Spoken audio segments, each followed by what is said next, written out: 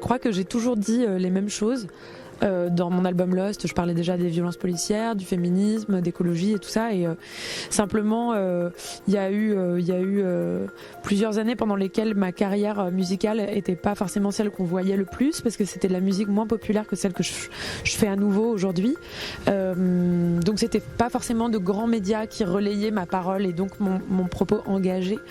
Je comprends qu'il y ait des artistes qui décident de pas, enfin je le respecte en tout cas, qu'il y ait des artistes qui jugent pas important d'exprimer leur engagement dans leur art. Me concernant, je pense que le fait que mes deux grands-pères aient été emprisonnés par les Français après s'être battus pour la France et qu'ils soient fait arrêter en étant au FLN, qu'ils étaient enfermés sans être jugés, emprisonnés.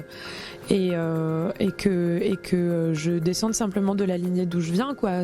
En fait, je suis descendante de résistants et je suis descendante d'Algériens. Donc de gens qui ont été colonisés par le pays dans lequel je vis, que je considère être mon pays, dans lequel j'ai grandi, dans lequel je suis née, dont j'ai appris l'histoire à l'école. Et je pense qu'il y a un énorme travail de décolonisation qui est à faire dans mon pays, qui n'a pas été fait.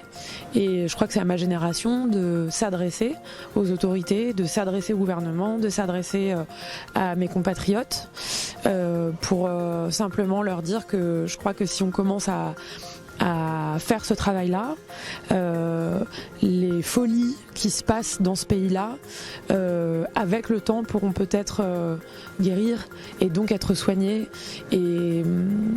Mais pour ça, faut qu'on y travaille tous ensemble, quoi, c'est sûr. Et il faut que les gens qui aient le pouvoir y travaillent, parce que s'il y a que le peuple qui exprime ce désir-là, on va pas avancer. Et puis ils récupéreraient plein de voix en plus, s'ils faisaient ça, ce serait hyper intelligent.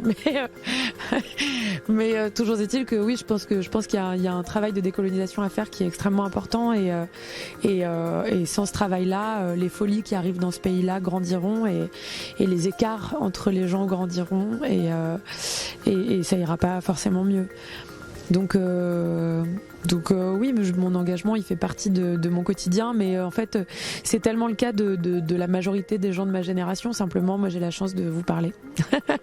donc j'en profite pour dire ce que je vois quotidiennement, que ce soit sur les réseaux ou avec des amis ou avec des gens que je ne connais pas qui viennent témoigner des choses et qui ne font que confirmer ce que je ressens, avec lesquels j'échange, avec lesquels je débat, grâce auxquels j'évolue moi-même sur mes positions, dans mes réflexions et voilà. Mais je pense que c'est nécessaire. Et puis on a une époque, voilà, j'entends qu'il y a des gens et je respecte le fait qu'il y ait des artistes qui décident de pas se manifester, de pas prendre parti, de pas prendre la parole sur ça.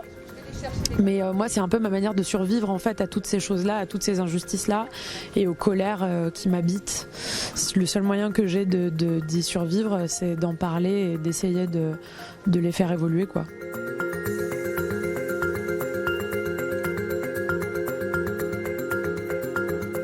Assa, elle n'a jamais eu autant de soutien qu'aujourd'hui, Assa Traoré. Donc oui, il y a des répercussions. Il se passe des choses dans l'enquête sur Adama aujourd'hui qui auraient dû se passer à la seconde où Adama Traoré est mort. Et ça arrive 4 ans après parce qu'il y a une prise de conscience nationale et parce qu'il y a 120 000 personnes devant le tribunal dans le 17e et parce qu'il y a à nouveau 120 000 personnes à République et que les médias ne peuvent pas dire moins de 120 parce qu'on a déjà vu d'autres manifestations avec la place de la République remplie et qu'on sait que ça fait 120 000 personnes et que c'était pareil au tribunal, sauf que bon, là on peut dire que c'était 20 000. Mais voilà, ça elle a jamais eu autant de soutien qu'aujourd'hui. Il peut y en avoir encore plus, il y en aura encore plus, j'en suis sûre. Mais oui, forcément, ça a des répercussions. Après, c'est pas pour autant que chacune